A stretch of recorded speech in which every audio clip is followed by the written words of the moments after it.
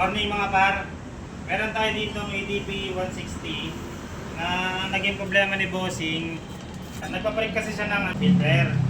Ngayon, dalawang beses siya binalik dun sa pinagawaan niya na naging problema itong o-ring. Nagtatagas siya. Tingnan nyo rito. Ayan na, nagka-problema yung ano niya. Ayan na. So, yung naging problema niya o-ring, ito yung o-ring.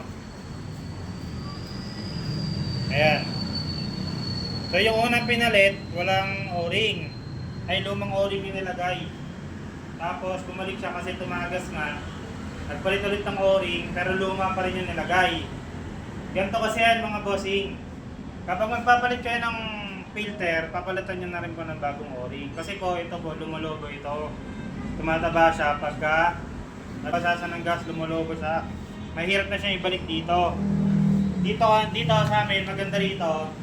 Sa window shop, meron ng kasamang o-ring yung aming filter. Lahat po yan meron ng kasamang o-ring. So ito ngayon papalitan natin siya ulit para masalpak natin na maayos na at tanggalin na natin itong o-ring na ito na sira. Ayan, kasi ito talaga yung main issue ni Bossing. Ayan, magtatagas, lalo lumala yung tagas. So ayan, gagawin natin dito, bubunutin natin to. Sa pagbubunot na ito, mahirap siya bunutin kasi mahaba masyado yung kanya fuel pump. Gagawin natin, pag-iwalay muna natin para mabunot natin siya ng buo. Ito, check nyo rito. Ayan, tinan nyo, kung papansinin nyo, sobrang haba. Ayan, hindi nyo siya magbubunot ng basta-basta pagka hindi nyo siya pinag-iwalay. So gagawin natin dyan ngayon ay pag-iwalay muna natin siya. Itatanggalin natin to para yung kabila lang, ito lang yung natira para malaro natin siya, mabunot natin siya na maayos. Ayan, kapag naiwalay nyo na to, tanggal nyo na to ha. Ngayon pwede nyo na siya malaro dyan, may ikot-ikot nyo na siya. Kasi ang nagpapahirap lang naman talaga dito is yung ano niya, yung kanyang floater. Kasi hindi siya sumasabay. Yun yung ingatan natin kasi pwede yung masira.